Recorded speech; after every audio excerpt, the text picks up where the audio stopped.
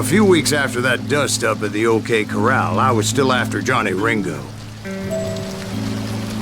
I had tracked him and the cowboys to their hideout at a sawmill, and they were loaded for bear.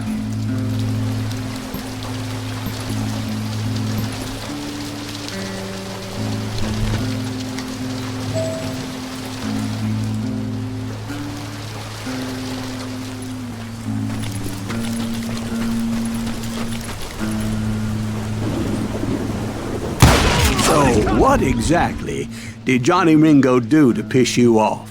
Well, him and that other bastard. Roscoe Bob Bryant? Yep.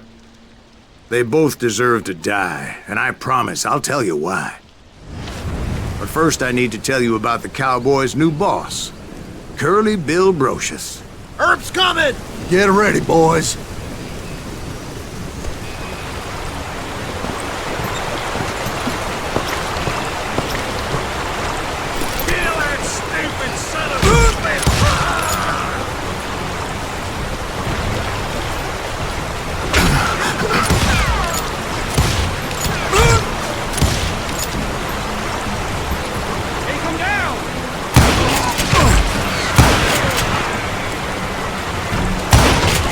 Curly Bill took charge of the Cowboys upon the old man's demise, and after that gunfight at the OK Corral, the Clantons wanted revenge. So they murdered Morgan Earp and grievously wounded his older brother, Virgil.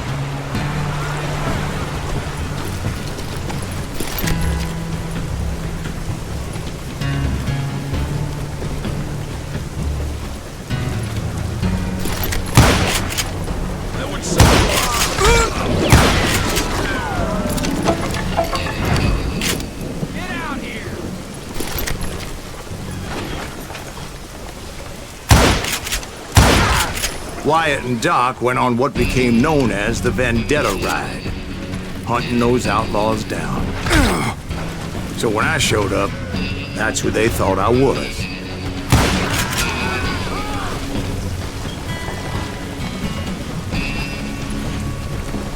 Murder that bastard!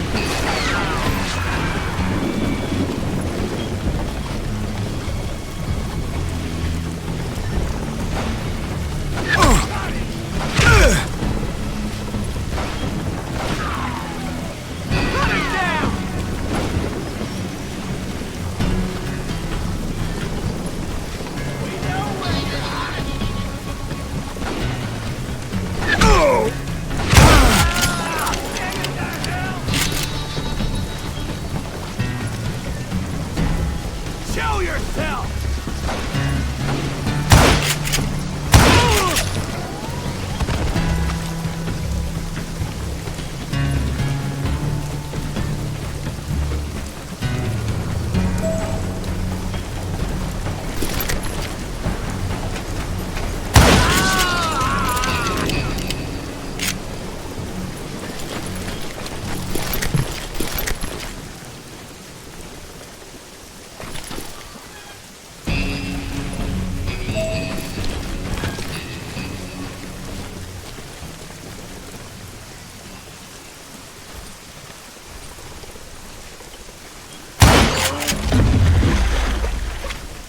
There were killers around every corner, all wearing red bandanas.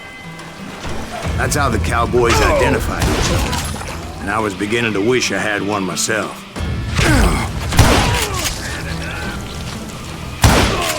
But I wasn't about to let Ringo walk away unscathed, and that's what drove me forward. They say that Ringo was infernally fast. Hardly saw anyone faster, boy. Certainly not Wyatt Earp. That man was all hat and no cap.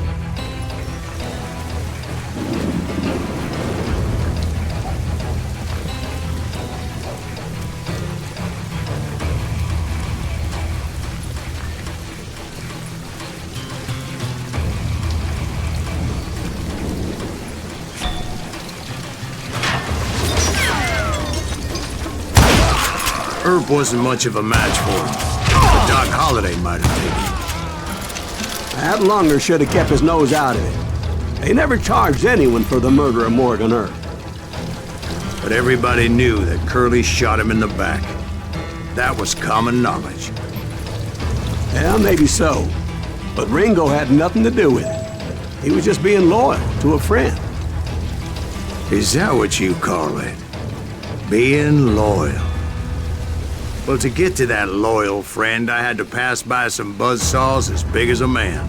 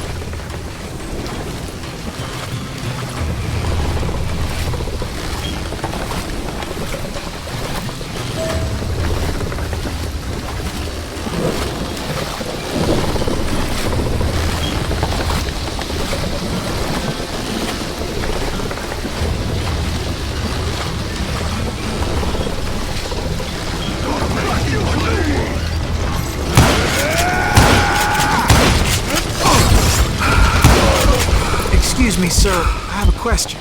What's that, Dwight? After old man Clanton died, why didn't his son take over the Cowboys? Because Ike Clanton was dumber than a box of rocks and a yellow belly to boot.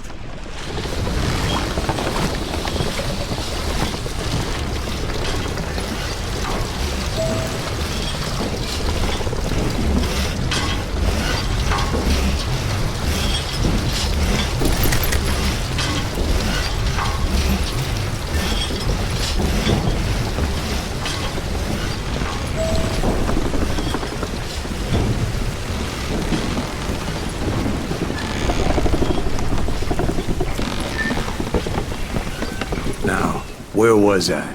Taking down the entire cowboy gang single-handed.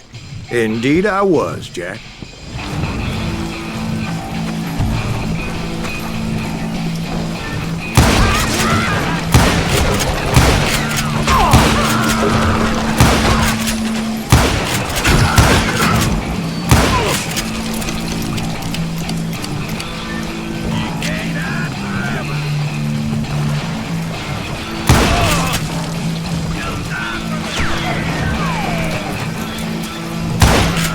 Though it wasn't easy, as those boys had good cover.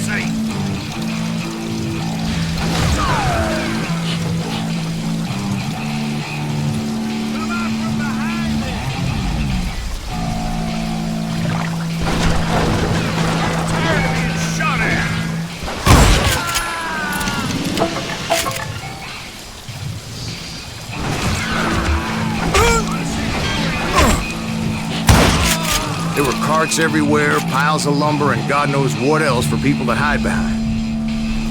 That really was one hell of a sawmill. Quite an impressive operation.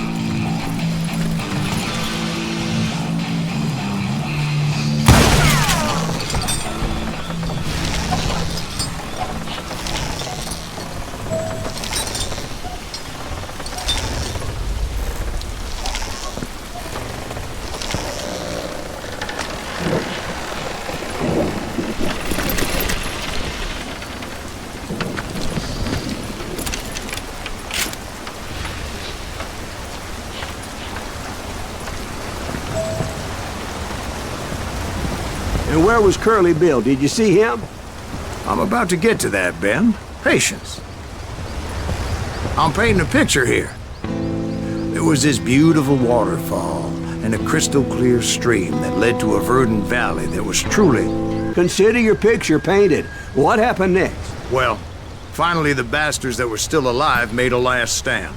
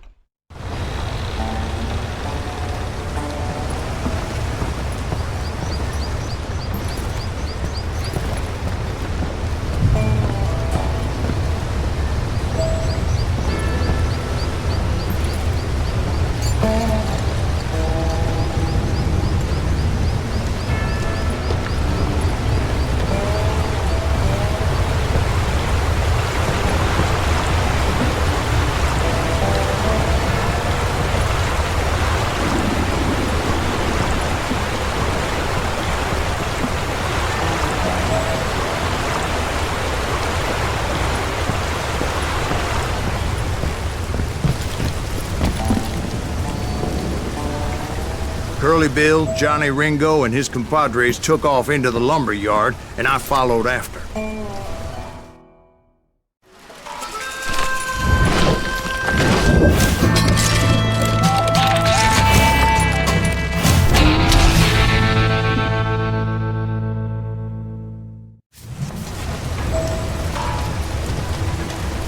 Are you saying they ran? Cowardice was not in Ringo nor Curly Bill's nature. No, sir. I never said they were running scared. They just wanted me out in the open. Time to dance with the devil! You working for Wyatt Earp? Is that sumbitch you working for Wyatt Earp?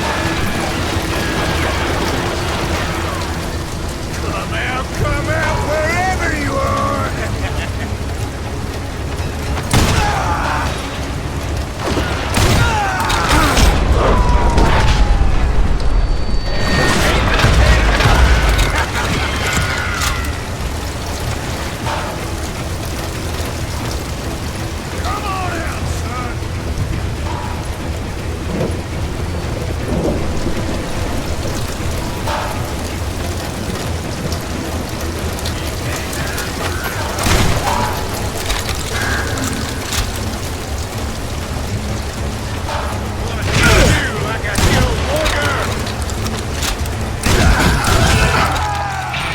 Brocious gave me no choice but to take his life.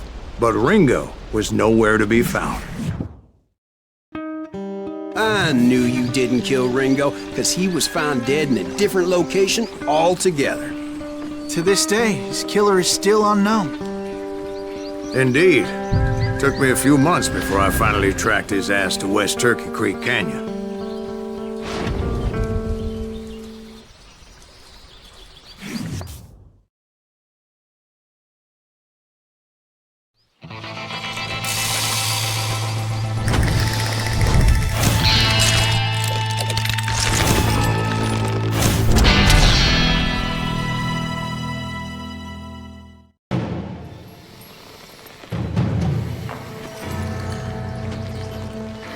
That's incredible, sir. I always thought that Doc Holliday was the one that killed him.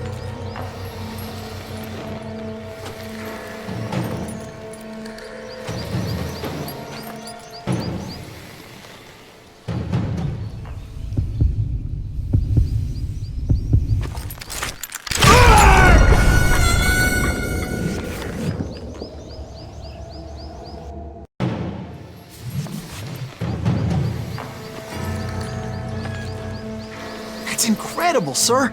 I always thought that Doc Holliday was the one that killed him.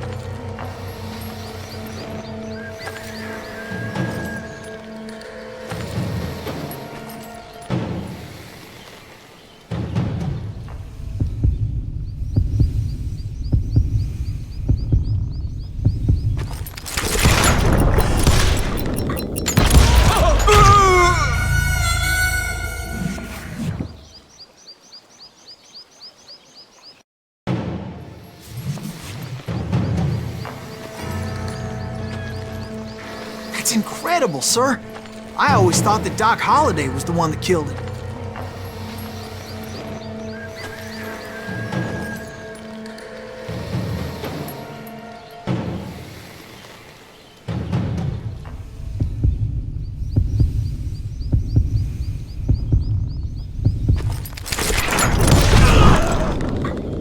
Sorry I had to ruin the legend for you, boy. But the legend ain't always true. Doc Holliday had nothing to do with the death of Johnny Ringo.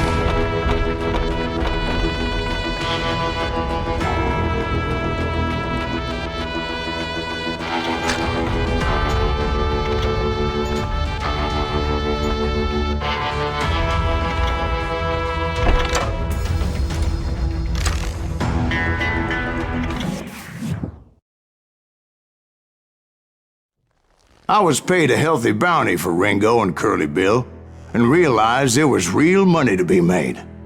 That's why I went after Henry Plummer.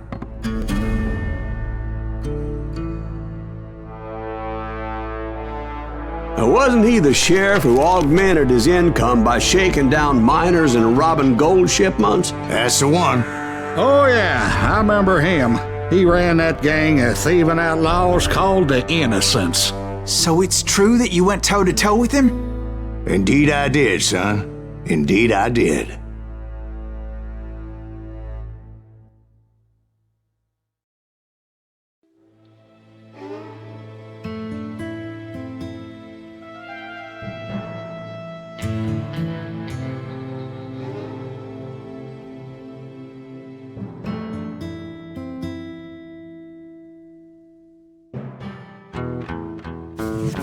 I knew I needed resources if I was going to track down Roscoe Bob Bryant, and hunting Plummer looked like a good way to get rich quick.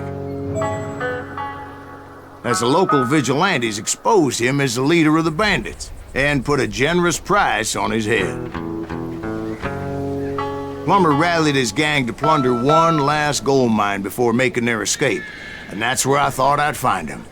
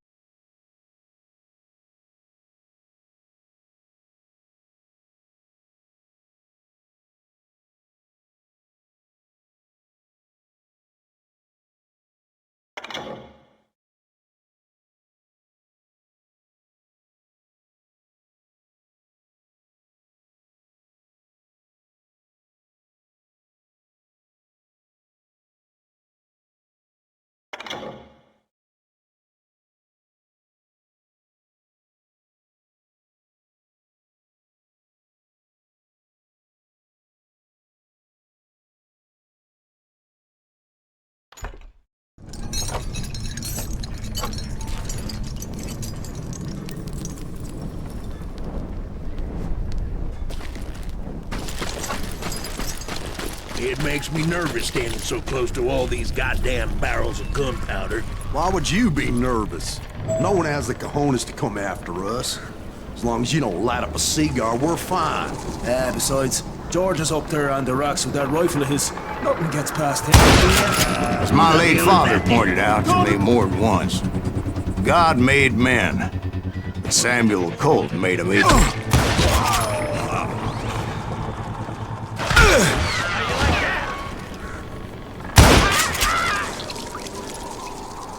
That enough?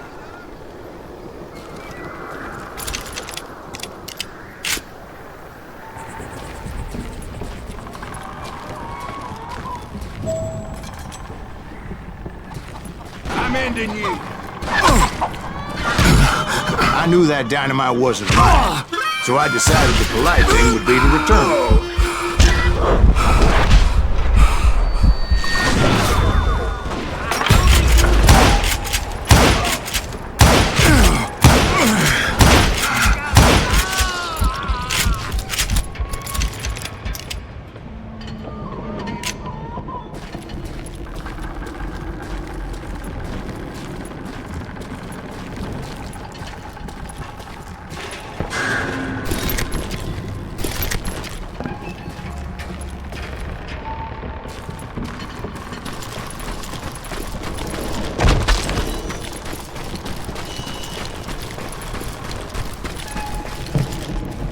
It was the biggest gold rush since Sutter's Mill in '48.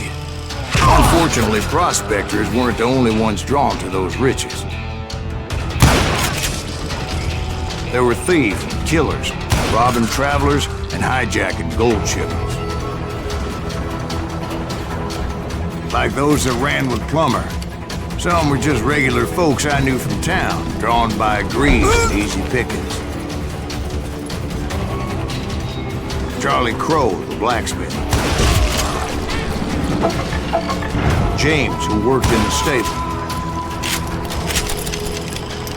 Sam and Jeremiah Barber, the butcher's sons. Ordinary citizens who lived a double life.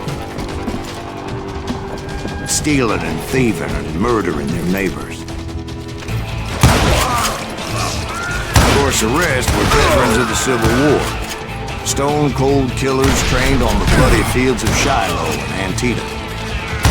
Plummer had a lot of men on his payroll.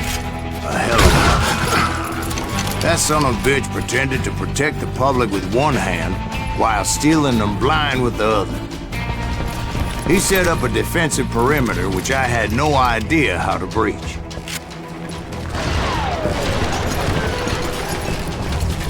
It's our goal now.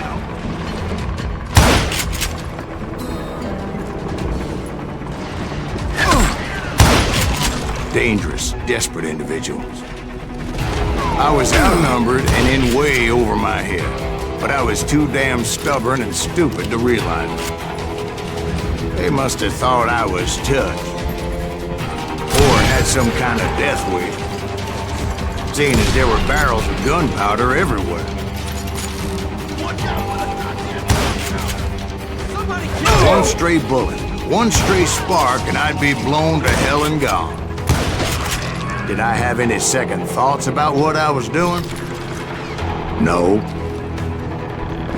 I'm putting you down.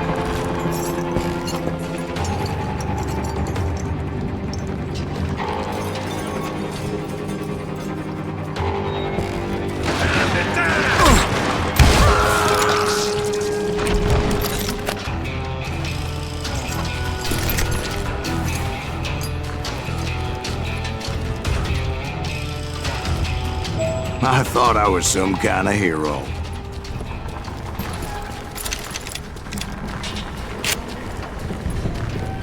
I finally made it past and headed on to meet my destiny.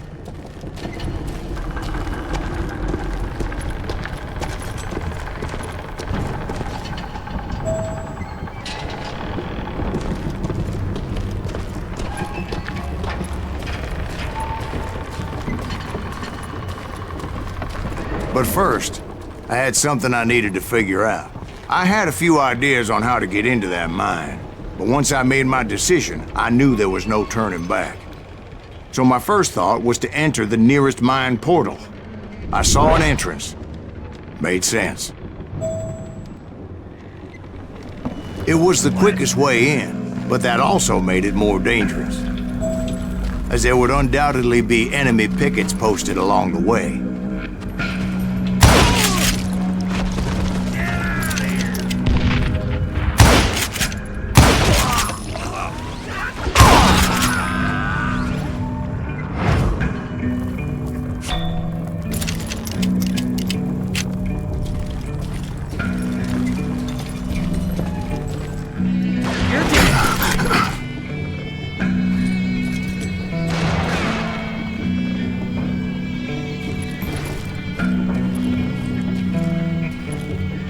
Besides, once you enter a mine like that, it's easy to get all turned around.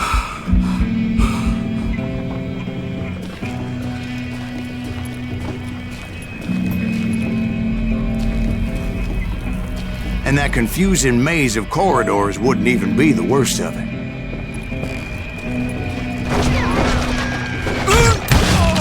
Some of those shafts could be as deep as hell.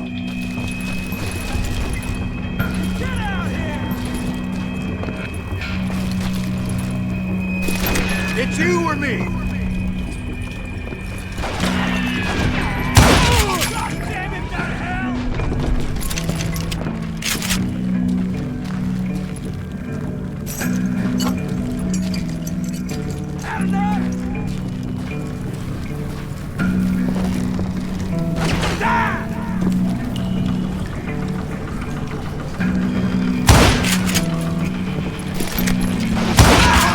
A single stumble or misstep can easily end in a deadly plunge to oblivion.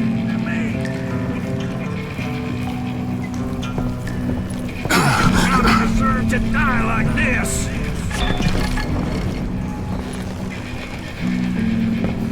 Bad enough! Time to blow your shit up!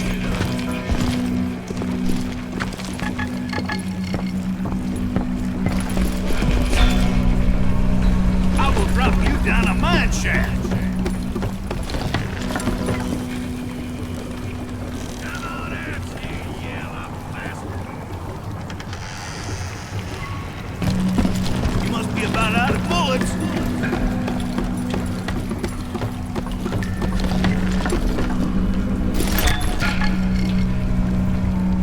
You ain't beefing me.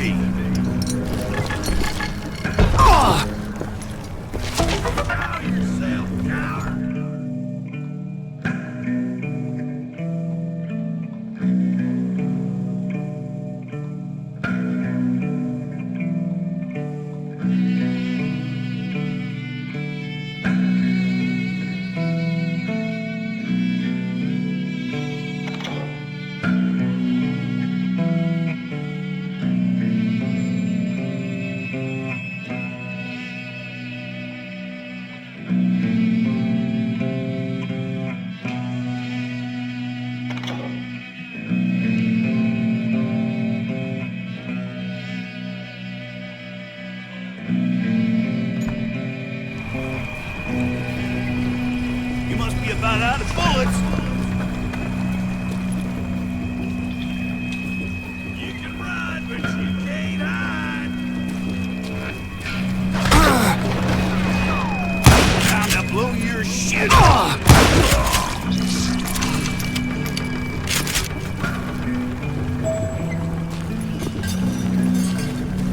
Quick reflexes often make up for a lack of common sense. Luckily, I was never one to be easily bushwhacked.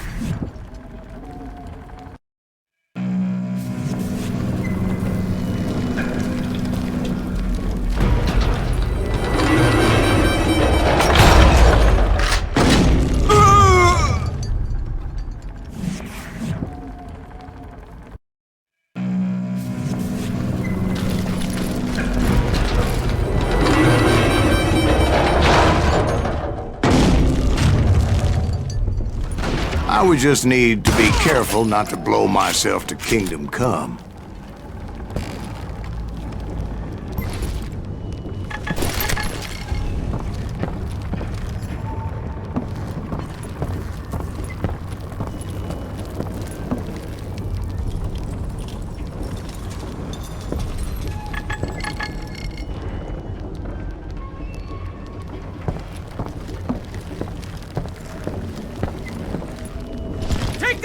With all that gunpowder and dynamite everywhere, a body has to know what he's shooting at.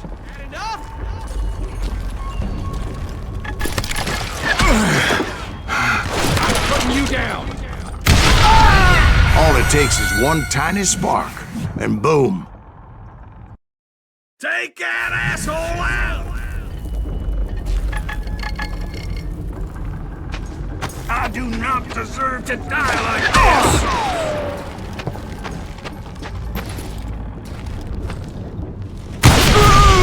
As a boy, I always loved the 4th of July.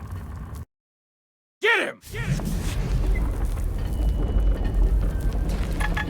I will drop you down a mine shaft. Murderer!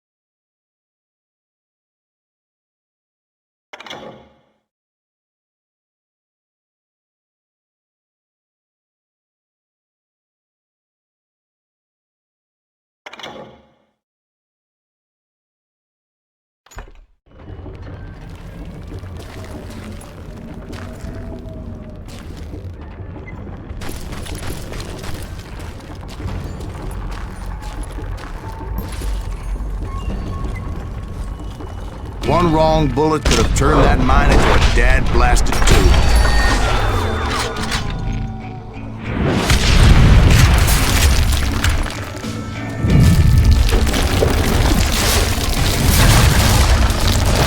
I freely admit that my plan of attack was not just moronic, but clearly insane.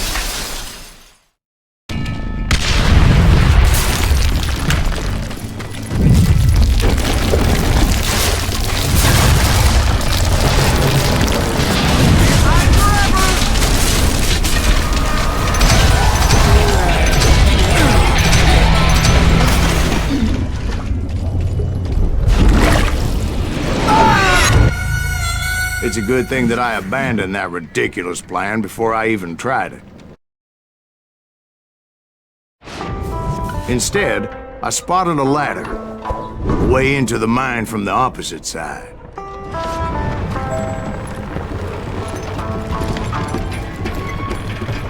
It was a long way around, but that approach seemed more sensible at the time. Of course, being I had a problem with heights, that scaffolding scared the bejesus out of me. Climbing down that ladder required some caution.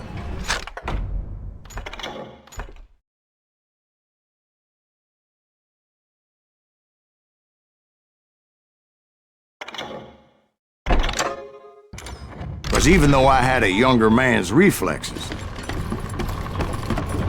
no man can dodge a damn bullet while climbing down a rickety ladder. I needed to make a leap of faith, which ain't easy when you're suspended between heaven and hell. I was determined not to give up, however. That Sheriff Plummer seemed quite the despicable character. When the vigilantes discovered what the sheriff was up to, people were outraged. That 10,000 they put on his head would go a long way to helping me find old Bob. And I had made it my mission to settle that score come hell or high water.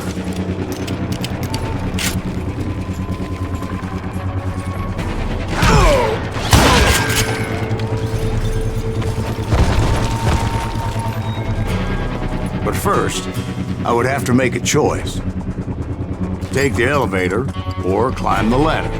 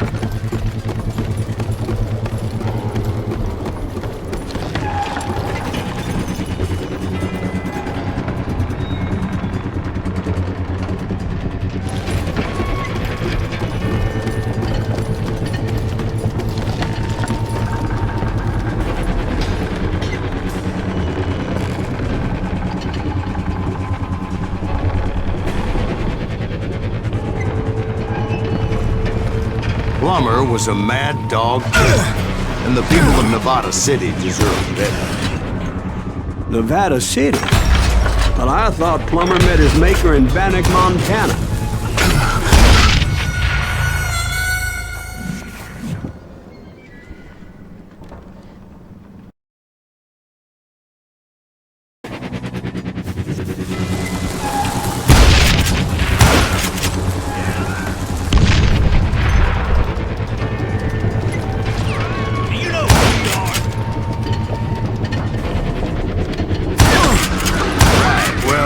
He was the sheriff of both places at one time or another, but that's neither here nor there.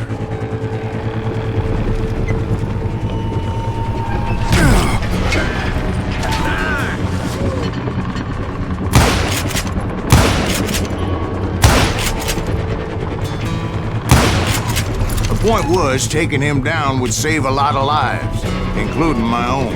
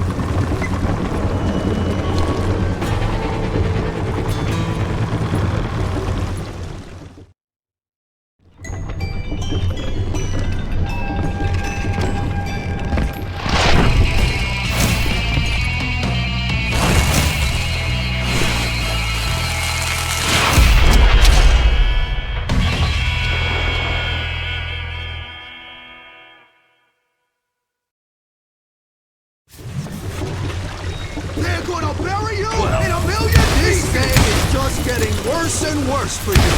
Hey! Henry Plummer was clearly unhinged, and I could see right away that this was gonna take some doing. Who said you could throw dynamite?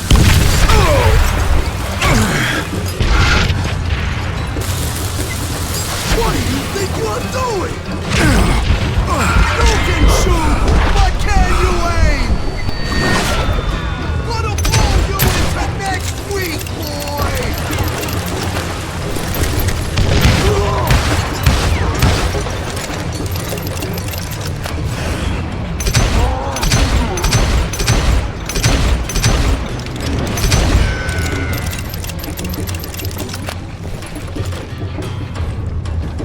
I can shoot too!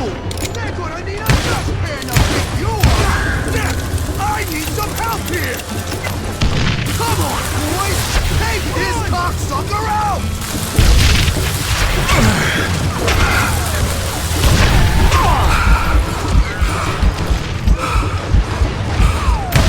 I can't hear you!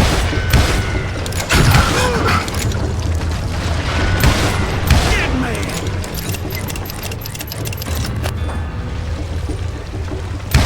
Brother, I'm gonna make you pay for that! That's right! Run!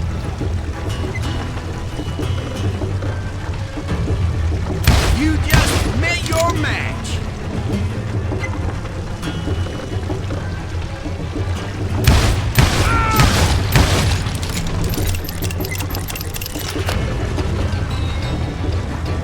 They're gonna bury you in a million pieces!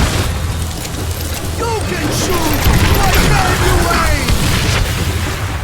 Run! Oh!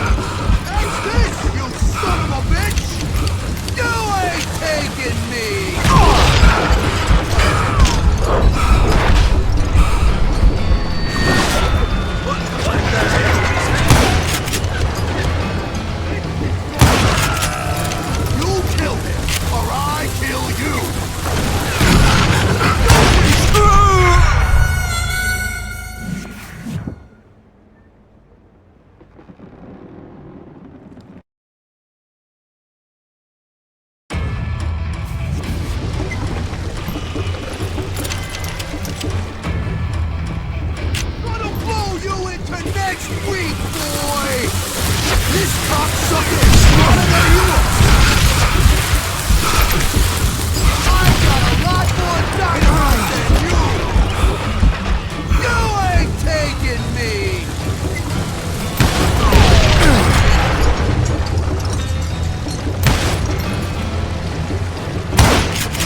Bastard! I can shoot too!